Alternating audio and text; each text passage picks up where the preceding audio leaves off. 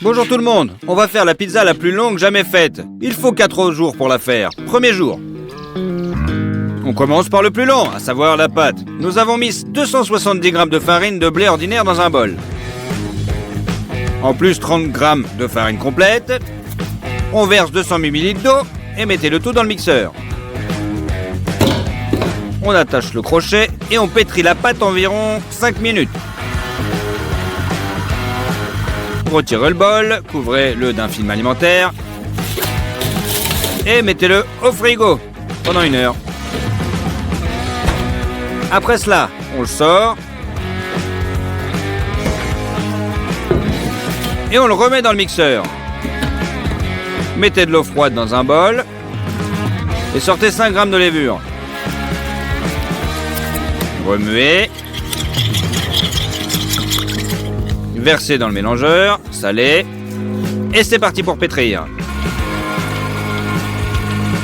Prenez un bol, versez l'huile d'olive et étalez-la bien avec votre main. Mettez la pâte pétrie dans un bol.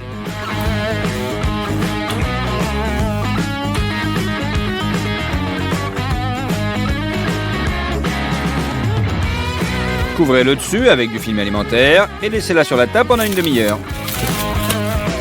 On la sort. On l'étire dans différentes directions.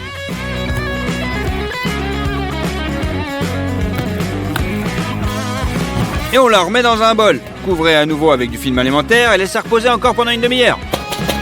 Et on répète le même processus plusieurs fois. Nous faisons maintenant la pâte la plus longue de toutes les pâtes à pizza. L'astuce avec cette pâte est qu'elle ne déchire pas comme une pâte normale à la chaleur. Au contraire, dans le froid, comme la levure fermente très lentement, la pâte aura un arôme et une saveur complètement différentes.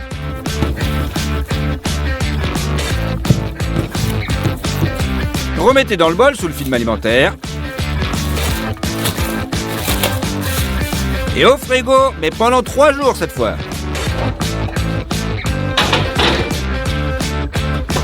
Préparez les ingrédients pour la saucisse chelou. Versez de l'eau dans une casserole.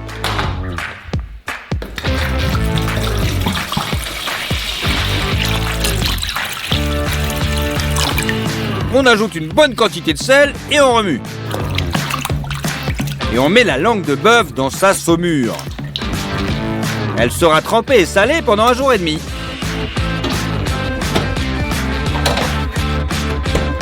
Il faut aussi du porc et du bœuf gras. Coupez toute la viande en cubes.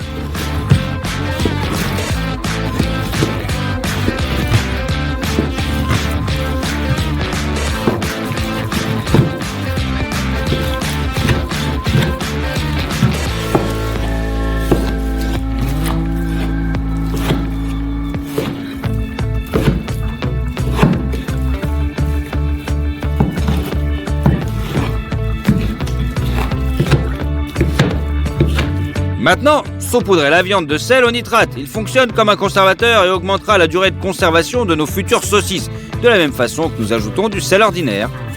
On remue le tout. Nous mettons le tout dans un bac. On ferme et au frigo pour que tout ça sale bien. Deuxième jour, faisons mariner les champignons. Mais pas cela, on verse de l'eau dans une casserole.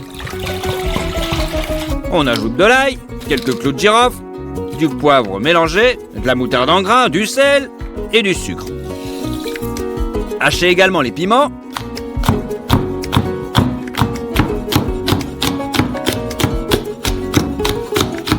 Et mettez-les dans la marinade. On ouvre le citron, on le presse et on fait chauffer la marinade sur la cuisinière. Pendant qu'il chauffe, on coupe les champignons.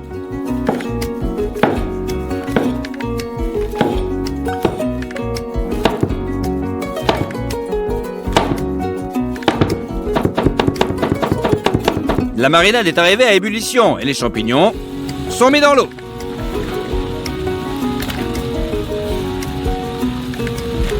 On les fait bouillir pendant 20 minutes. Et à ce stade, ils sont prêts. Vous pouvez les mettre dans un bocal.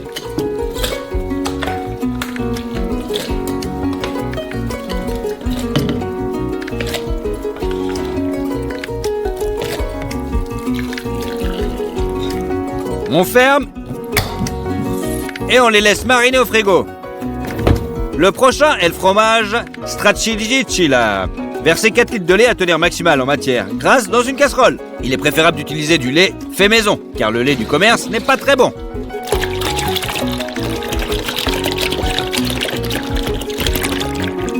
La casserole sur la cuisinière. Mettez un thermomètre et couvrez avec un couvercle. Lorsque le lait atteint 50 degrés, retirez-le de la cuisinière. Et versez du vinaigre, 7 cuillères à soupe.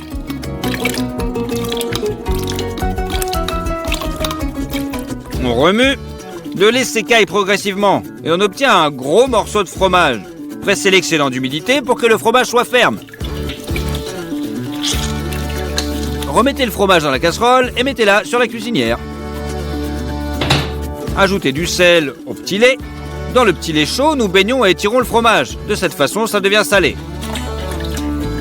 Au bout d'une dizaine de minutes, étirez le fromage en bandes les plus longues possibles et placez-les dans de l'eau froide pour qu'elles refroidissent.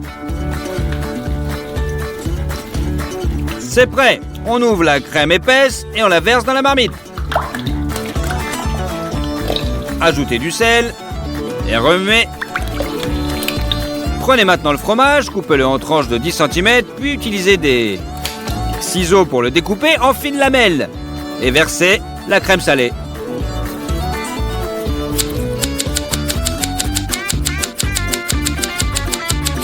C'est prêt. À ce stade, la stracciatella est prête. On la met dans le frigo et on la laisse s'imprégner de la crème. 3e jour.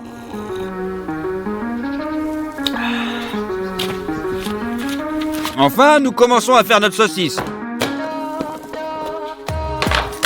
La langue de bœuf est déjà salée. Nous la faisons bouillir pendant 2h30, mais pas dans de l'eau bouillante. La température doit être d'environ 87 degrés. Lorsque le moment est venu, retirez la langue et on la met dans l'eau froide.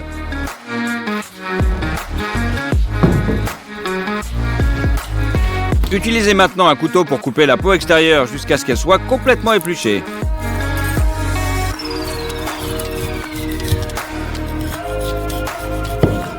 Voilà, ça va être parfait. Coupez-la d'abord en tranches.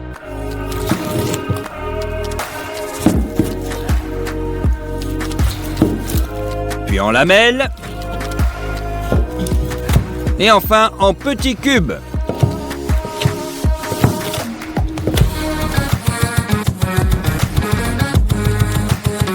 C'est prêt. Ensuite, on sort notre viande salée du réfrigérateur. Transférez-la dans la soucoupe d'un hachoir à viande et hachez-la. Veillez à utiliser une maille fine. Nous voulons le meilleur haché possible. C'est prêt. Mettez maintenant cette viande hachée dans le mixeur. Et ajoutez du lait en poudre à la place des phosphates. Du poivre rouge. Et de la glace pour rendre la saucisse juteuse. Réglez le mixeur et broyez le tout en une émulsion. C'est prêt. Transférez l'émulsion dans un bol.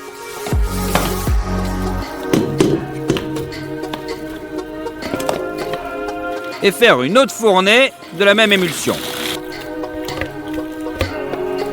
Pour rendre la couleur de la saucisse plus jolie, ajoutez du colorant alimentaire rose, quelques pistaches pelées et des cubes de langue de bœuf. Mettez le bol dans le robot et mélangez bien le tout. C'est fait, c'est la saucisse juste crue. Transférez dans un sac culinaire pour pouvoir facilement farcer la saucisse plus tard.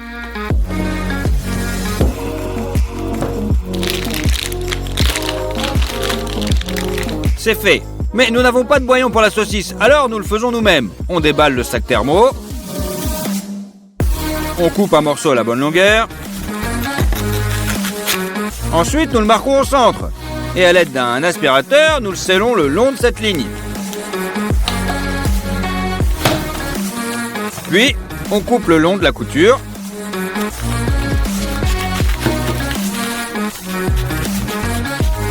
Et c'est prêt. Coupez l'extrémité et remplissez-le.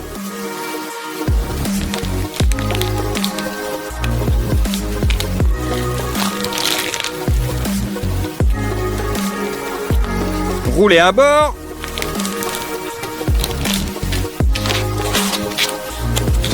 Et fixez-le avec une ficelle. On fait la même chose avec le deuxième. On coupe tout le surplus. La saucisse doit être farcie de matière très serrée pour que ça soit encore meilleur. Nous avons fait 2 saucissons. Et nous allons cuire la saucisse dans une marmite. Versez-y de l'eau.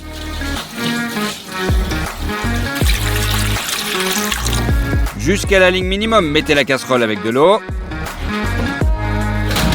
Et on monte le feu à la température la plus élevée, qui est de 80 degrés pour moi. On laisse le temps à tout ça pour chauffer et cuire la grosse saucisse.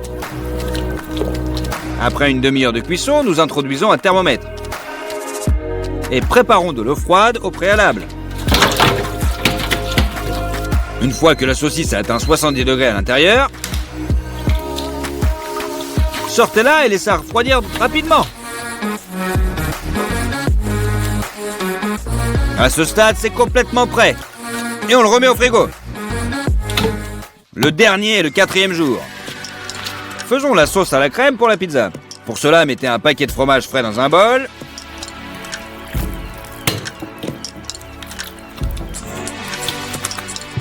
Avec du basilic séché, du sel et 200 ml de crème extra grasse.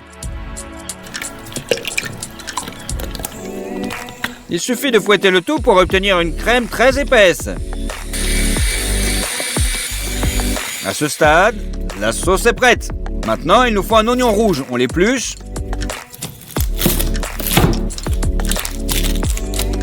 Et on le coupe. On va aussi utiliser des poireaux bientôt.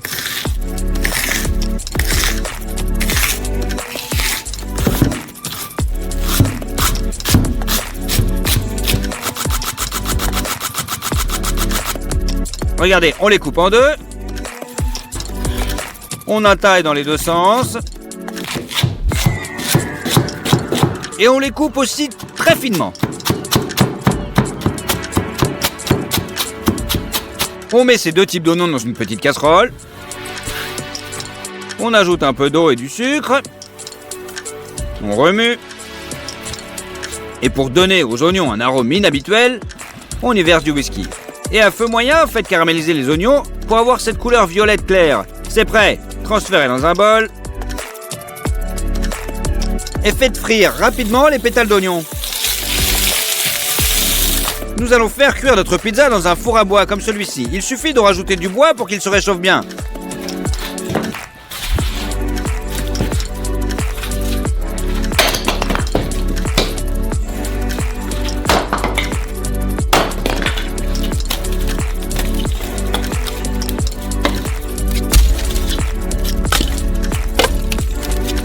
La pizza sera faite avec des poivrons, mais pas crus. Jetez-les directement dans le feu. 2 minutes et ils sont prêts. C'est ce dont nous avons besoin. On gratte la pellicule brûlée avec un couteau.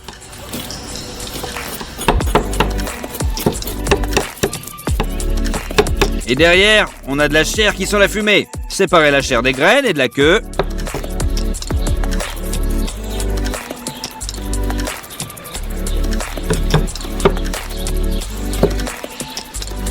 Et on coupe en petits dés.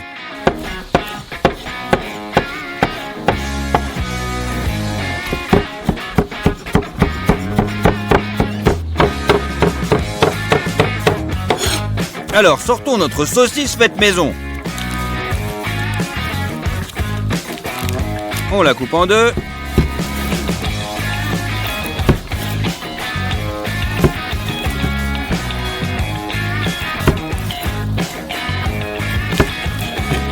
Allez, on passe à la pâte. Saupoudrez la spatule de farine pour empêcher la pâte de coller. On sort notre pâte super extensible. On la pose et on commence à aplatir avec les mains. Ensuite, étirez la base de la pizza en la remuant et en la tournant comme ceci. Et ainsi de suite jusqu'à ce qu'il soit assez de pâte pour recouvrir toute la spatule. La première couche est la sauce. On l'étale et on la répartit sur la pâte. Viennent ensuite les tranches de notre saucisse maison.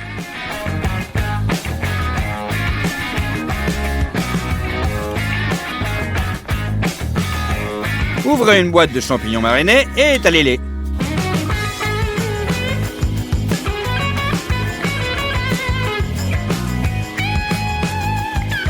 L'essentiel est de le faire de manière régulière. Ensuite, nous avons le fromage stracciatella. On les met sur les quatre coins de la pizza.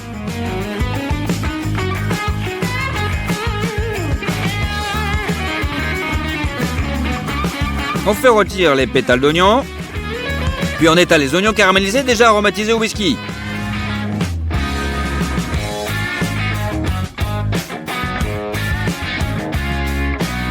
Parsemez ensuite les poivrons hachés avec l'arôme de fumée. Le poêle est chaud. Écrasez les braises près des parois.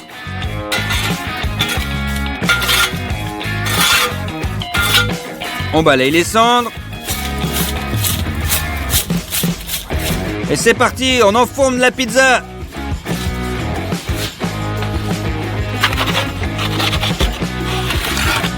Après 5 minutes, nous la retournons car la chaleur est beaucoup plus élevée sur les charbons. Ensuite, nous la laissons dans le haut et notre four pendant un petit moment jusqu'à ce que le fromage soit complètement fondu. C'était 100 heures de préparation pour cette pizza. Allez, on va la couper en tranches.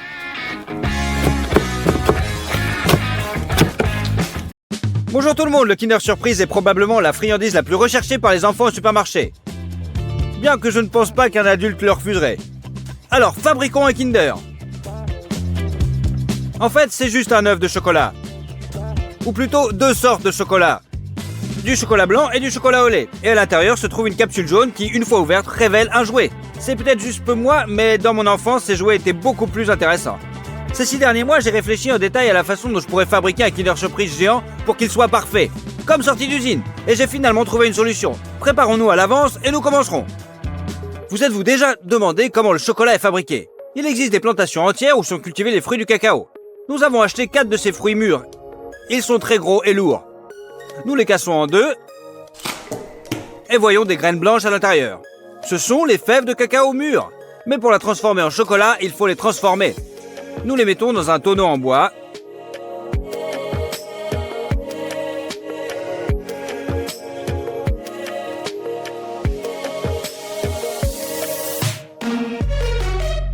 Et le recouvrons d'un film plastique. Les haricots vont rester dans ce tonneau pendant 7 jours et fermenter. Eh bien, il est temps de les faire sortir. Parfait! Les fèves de cacao ont fermenté comme il se doit et elles sentent bon le vinaigre. Maintenant, nous prenons un séchoir comme celui-ci et nous mettons tous nos haricots dessus.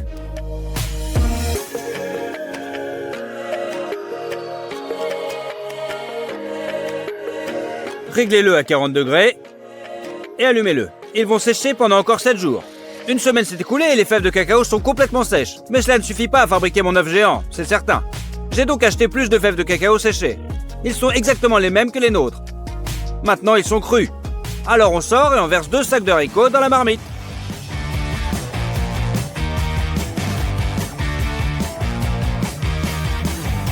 Nous devons aussi couper du bois.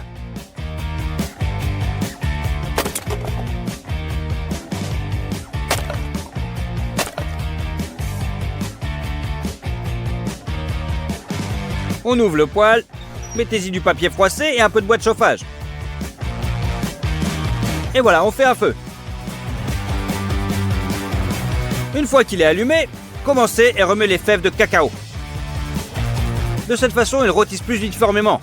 Après environ 10 minutes, ils commencent à sentir très bon. Donc encore 5 minutes et vous pourrez vérifier. Une fois torréfiées, les fèves de cacao doivent se détacher facilement. Retirez-les du feu.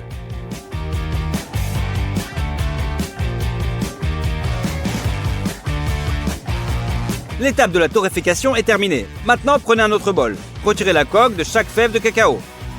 Cassez l'amande. Et mettez-la dans le deuxième bol. On a ce morceau de cacao. Il s'agit probablement de la principale matière première pour la fabrication du chocolat au lait. Nous avons également acheté une boîte comme celle-ci. On l'ouvre. Et à l'intérieur, on voit beaucoup de beurre de cacao. Il a l'apparence et le toucher de lessive. Pour le faire fondre facilement, on les coupe avec un couteau. C'est un processus très collant.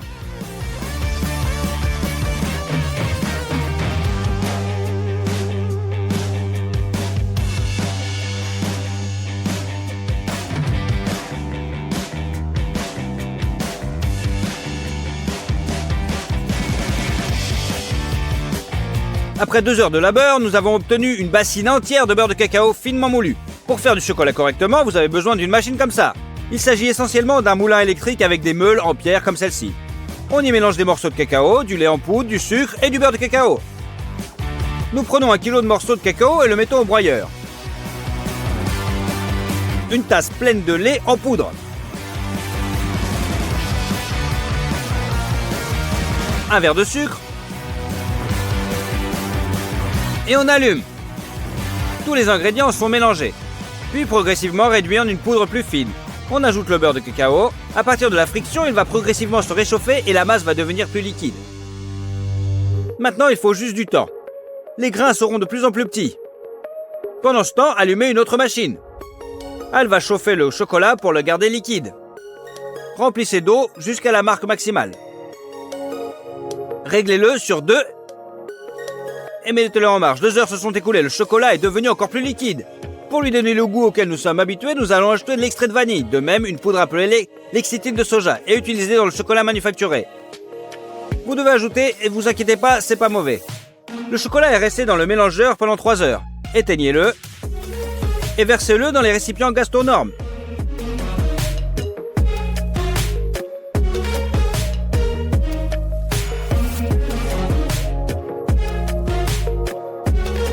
La première fournée de vrai chocolat au lait est prête. Mettez le plateau dans la marmite pour que le chocolat ne se solidifie pas. Maintenant, chargez la prochaine fournée. Cette fois, nous ajoutons les morceaux de cacao progressivement afin que le mixeur broie les morceaux de cacao plus rapidement. Versez ensuite progressivement le beurre de cacao.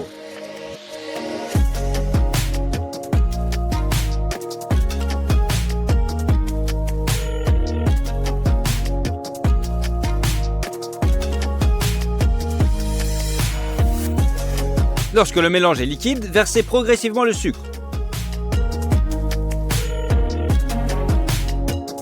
Et le lait en poudre. Et tout le reste qui nous reste. Attendez encore 2h30. Puis versez le chocolat dans les récipients Gastronorm.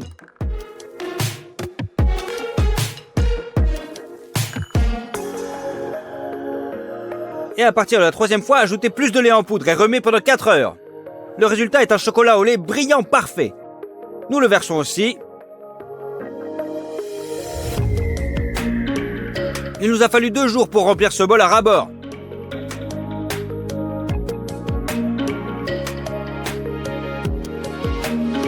Mélangez le tout ensemble. C'est prêt. L'étape suivante est la trempe. Vous pouvez vous demander pourquoi cela est nécessaire. Je vais vous montrer un exemple de 2 tuiles. Nous avons versé l'un dans le chocolat juste fondu, l'autre dans un chocolat tempéré. Une fois qu'ils ont durci, on les sort. Et celui qui est juste fondu fond très vite et reste sur vos mains. C'est givré et très doux. Le chocolat tempéré, quant à lui, est brillant. Les cristaux de beurre de cacao sont réunis en un bloc solide et cristallin. C'est pourquoi il y a un craquement quand on le casse. Pour pouvoir ensuite préparer un grand volume de chocolat, augmentez la chaleur. Et en remuant constamment, faites chauffer le chocolat à 45 degrés. Sortez le bol du moule et on le met dehors. On le met sur une plaque froide. En remuant constamment pendant 15 minutes, le chocolat devrait refroidir à exactement 25 degrés.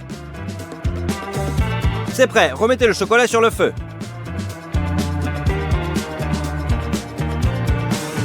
Et faites-le chauffer à 31 degrés. C'est la fin du trempage. Nous allons verser le chocolat dans ces grandes moitiés d'œufs. J'ai commandé ces moules il y a 1 an et demi en Amérique et ils viennent d'arriver. Ces moules coûtent 20 000 grivines, soit 850 $. Donc on ouvre l'alcool, on le verse dans le moule et on le frotte dans une serviette. De cette façon, il sera parfaitement propre et le chocolat brillera. C'est fait. Mettons ensuite les moules au congélateur pendant 1 heure. Ils doivent refroidir complètement. Maintenant que les moules sont glacés, prenez le chocolat. Versez-le dans le moule et répartissez-le autour. Le chocolat se fige instantanément. Remplissez le plus uniformément possible afin qu'il y ait partout la même épaisseur.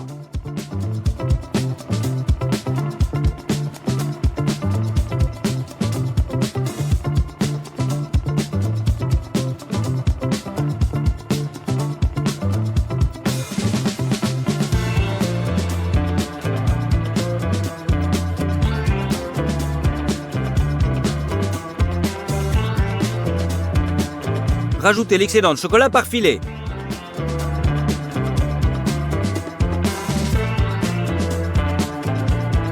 Remettez-le dans le congélateur.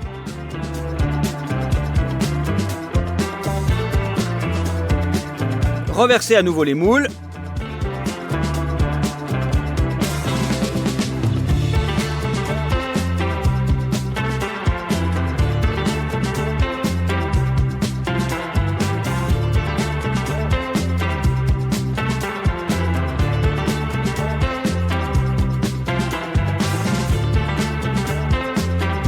Et une troisième couche. Les moules sont déjà très lourds et vous ne pouvez pas les tordre dans vos mains.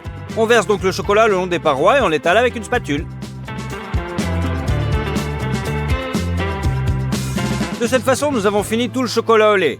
Mais il y a aussi du chocolat blanc dans le Kinder. Alors c'est parti, nous avons besoin de beurre de cacao, de lait en poudre, de sucre et de lécithine de soja. Et bien sûr, on mélange. Nous prenons une tasse à mesurer complète de beurre de cacao. Mettez le mélange en marche et commencez à verser très progressivement.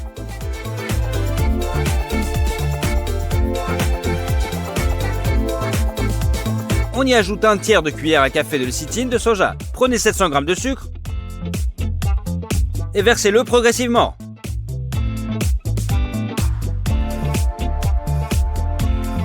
Et une pleine tasse à mesurer de lait en poudre.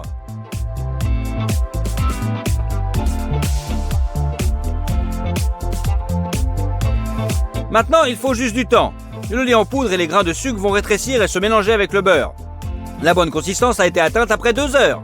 Versons notre chocolat blanc maison dans la marmite. Nous avons cuit le chocolat blanc pendant 15 heures. Nous le tempérons également.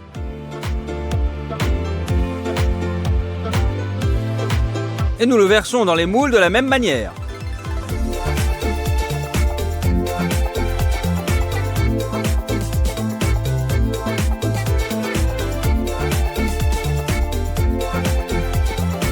Nous l'avons également étalé avec une spatule. Nous avons versé le chocolat blanc en une seule fois, mais lentement. Pendant que vous l'étalez sur un moule, l'autre a le temps de durcir. La moitié d'œufs en chocolat sont prêtes. Faisons comme avec les vrais Kinder Surprise, à savoir la capsule jaune. Pour ce faire, nous avons acheté un baril en plastique de 20 litres comme celui-ci. On défait les fixations de la poignée et on la retire. Le baril a la forme d'une capsule, mais pas en couleur. Alors on dévisse le couvercle et on l'emmène dans un endroit sûr pour le peindre. On secoue les pots de peinture et on recouvre le baril de jaune. Nous l'avons peint entièrement avec 3 couches, s'il vous plaît. Il s'avère que c'est une grosse capsule jaune. Ça ressemble à l'original pour moi. Quel genre de cadeau allons-nous y mettre à l'intérieur? J'y ai réfléchi à l'avance et j'ai commandé une enceinte Bluetooth sympa comme celle-ci. On l'ouvre et on le met dans la capsule. Avec les fils et le manuel. C'est tout, nous pouvons fermer. Nous avons mis notre surprise dans une des moitiés. Et on sort l'autre du moule.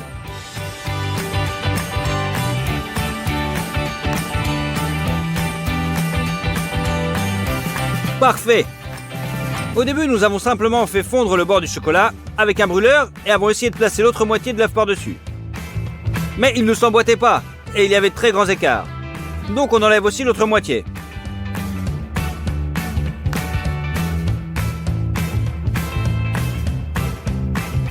Avec un couteau, coupez tous les bords rugueux.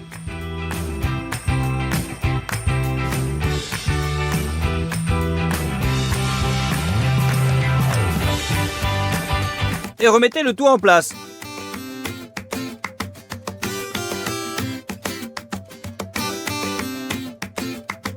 C'est presque droit. Nous recouvrons les joints avec du chocolat blanc et c'est bon.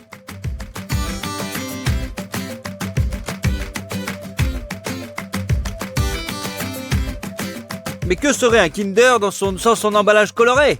Pour le fabriquer, nous reprenons à nouveau notre moule et le recouvrons d'une feuille d'aluminium, en collant chaque couche de ruban adhésif double face. Ensuite, il vous faut de la peinture acrylique, des rouleaux à peinture, des pinceaux et des crayons. Vous devez d'abord créer un fond rouge et blanc. Et ensuite appliquer un lettrage multicolore.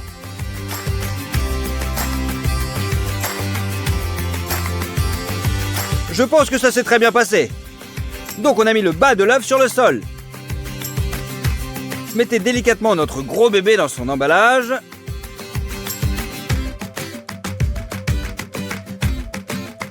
Et hop, avec l'aluminium, on le recouvre.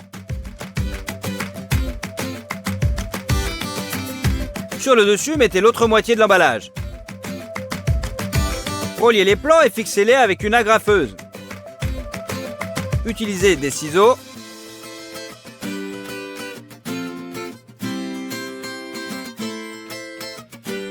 Pour couper l'excédent de feuilles.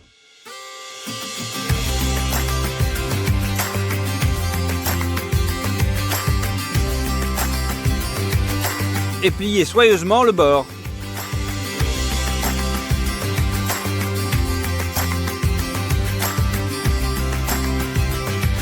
Il reste à peindre toutes les jointures.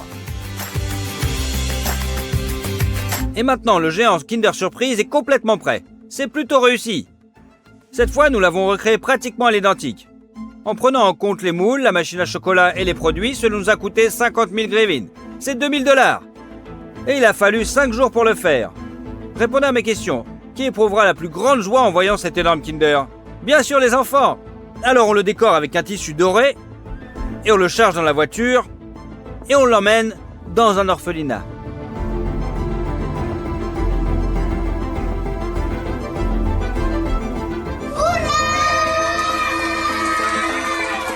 Les enfants étaient ravis et ont déchiré directement l'emballage du Kinder Surprise.